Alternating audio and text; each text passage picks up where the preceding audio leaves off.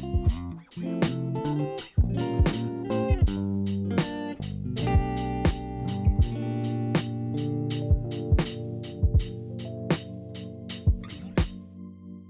everyone and welcome back to Behind the Desk, the podcast where I talk about my time working in a recording studio.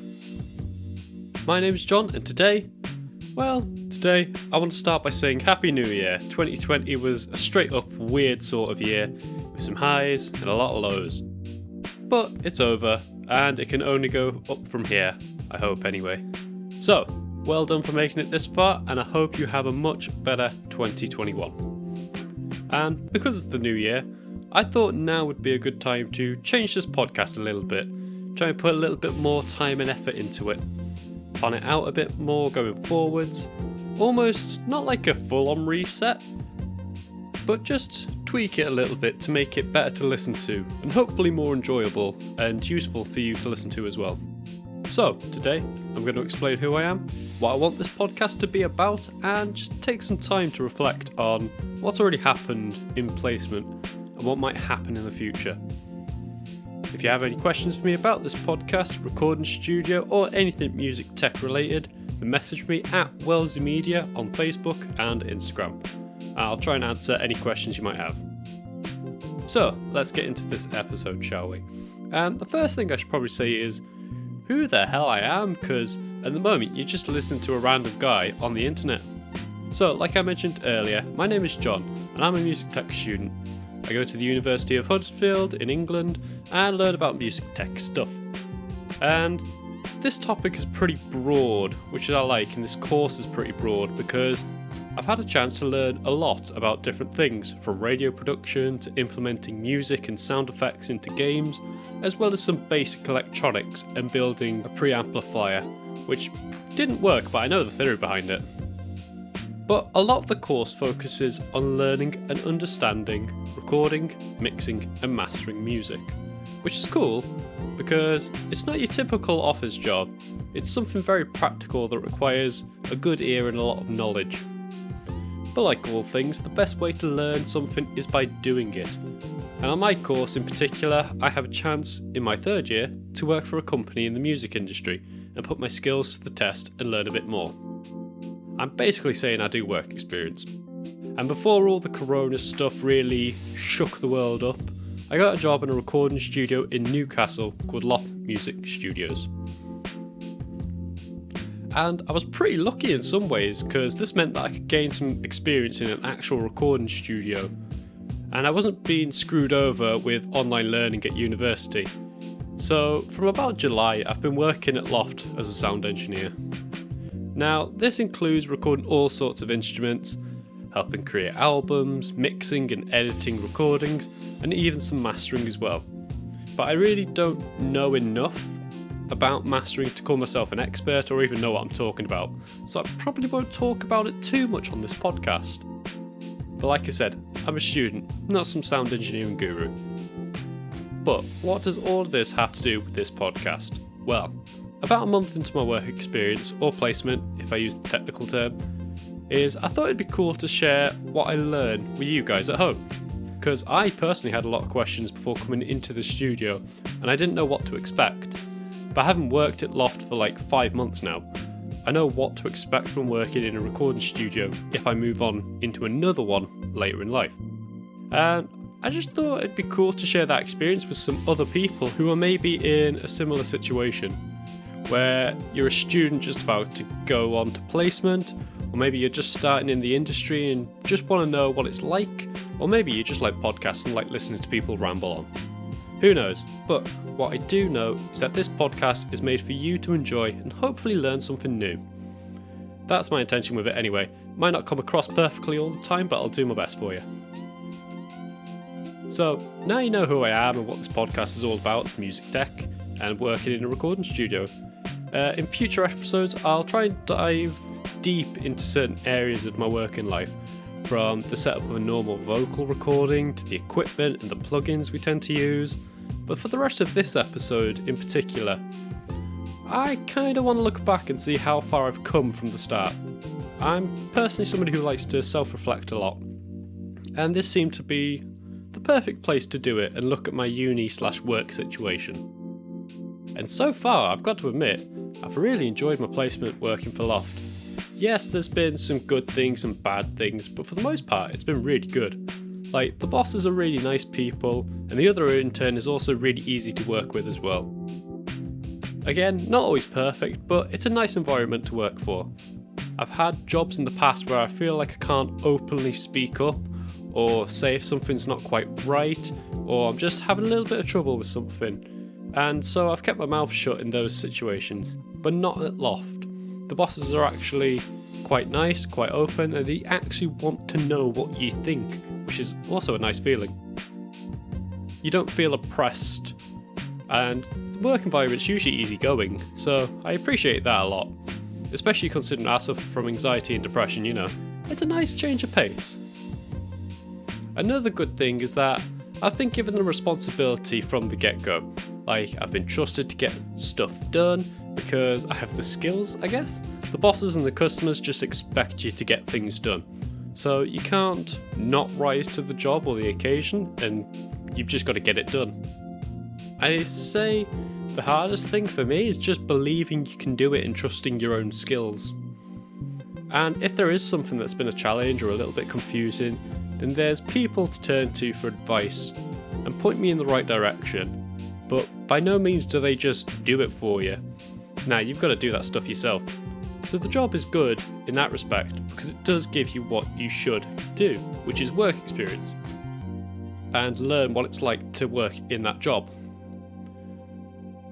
And I think the only way you can do that properly is through practice. You can learn a lot of theory, you can do a lot of tests at uni, you can do a couple of assignments, but if you don't practice it, there's not really much learning you can do, properly learning. And there's a lot of practice in the studio, perhaps too much at times. I know I have had some very long days and weeks where it is just like too much without a proper rest. But that is the job, I'm afraid, so you've just got to get on with it, I suppose. So, if I was going to give you any advice at home, if you wanted to be where I am in a recording studio, or wanting to work for one, or whatever your situation is that you should be very dedicated to the job. Like, you can't be half-assed about it. It's all or nothing. Whether that means working long hours or weekends, or having to work overtime to get a job done, it has to be done, and it has to be done there and then. So just be sure you definitely want to work for a recording studio, because it is a lot of time, a lot of effort that you have to put into. My second piece of advice would be not to judge the quality of a studio by the equipment it has.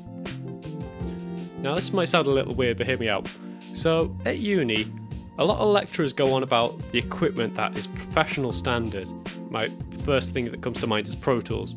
And you have to use this certain plugin or DAW, or you have to listen on £20,000 speakers for it to be good or sound good. And sometimes people will judge you or your music or your production just because of what equipment you've used. And some people might be a bit snobbish about it and think, oh, you didn't use this or that. Oh, it must be bad. But that's simply not true. That's not the case. Because Loft doesn't have the best or most expensive equipment in the business. But I think you can get some bloody good sounding songs and mixes from the equipment. So just don't be too judgy about a studio's ability to do a good job just because they don't have the plugin that the lecturers told you would be amazing, because it's just certainly not true. And it's also a bit snobbish if you just slander somebody's work based on the tools they have. And I usually find it's actually older engineers who tend to be this snobbish and a bit stuck in their own ways, shall we call it. But there's always exceptions to the rules, of course. But yeah, that's my advice to you. Don't judge a book by its cover, is what I should probably say. Now, one question I always like to ask people or other studio engineers when I get to meet them is, what is their weirdest recording session?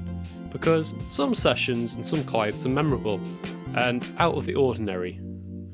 And it's funny to hear what some people do whilst in a recording studio. Like, it is really bizarre.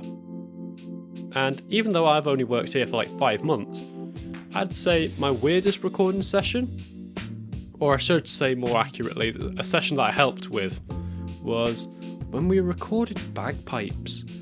And it'll be a session I remember for a couple of reasons. First of all, it's rare to record bagpipes, right? They are not the most requested instrument in the world, shall we say, and if you want the sound of bagpipes, I'm pretty sure there'll be some good virtual instruments to use. But this client came in and he paid for the studio and he brought his bagpipe player friend along to record some tunes for his song. Now, his song choice was also unusual and a bit memorable, because the client wanted to use bagpipes in a German happy hardcore song. So, if you've ever heard of a band called Scooter, a German happy hardcore band, that's what he wanted it to sound like, but with bagpipes. And let's just say, bagpipes are not the first thing you think of with this kind of music. But you know what? Once the bagpipes were recorded and mixed into the track, it actually sounded alright and it just didn't seem out of place, which was really bizarre to me, and the engineer who did it did a really good job. But the biggest reason I remember the session so well is because of something that happened whilst I was setting up the microphones. The bagpipe player was also filming the recording as well, so he needed to be in a kilt and look traditional Scotsman playing a bagpipe. Now, this old man didn't come in his kilt. Oh no. He instead changed whilst at the studio. More specifically though, he started stripping in the live room to put his kilt on, whilst I was in the room setting up microphones. This old man didn't care at all. Me, on the other hand, I was trying very hard not to make eye contact with him or any part of him. I just wanted to be out of there, so I quickly finished the mic setup and I just bolted out the room, I'm not gonna lie. I've just never needed to see an old man practically naked. Just never needed to see it. Not now, not ever. It was a very strange session, and something I really didn't expect to have to do on placement. It was very weird. So that was probably my weirdest recording session. If you have any experience in a recording studio with something crazy like that happening, then let me know at Wellesley Media. I'd love to hear what random things happen in studios, because I imagine it's a lot. So yeah, that's my weirdest recording session. If you've had any weird recording sessions or something crazy happened to you whilst you're in the studio, then let me know at Wellesley Media. I'd love to hear what goes on. But in terms of looking back on the last 5 months being in the studio, I think it's helped a lot, just like gaining my confidence in mixing skills, my confidence just talking to people, because you do a lot of talking in the studio, oddly enough. And I look forward to getting some more practical sessions, more mixing sessions, hopefully with bands in the future, after the whole, COVID thing has blown over. Hopefully before I leave. But anyway, I think that does it for today's episode. Like I said earlier, I want to share my time in the studio with you lot at home. So, if you've got any ideas on what you want me to talk about on these podcasts, then give us a shout. All that's left to say is thank you for listening to this podcast. I hope you've enjoyed it, and I hope you have a good 2021 as well. I've been John, and I'll catch you all in the next one.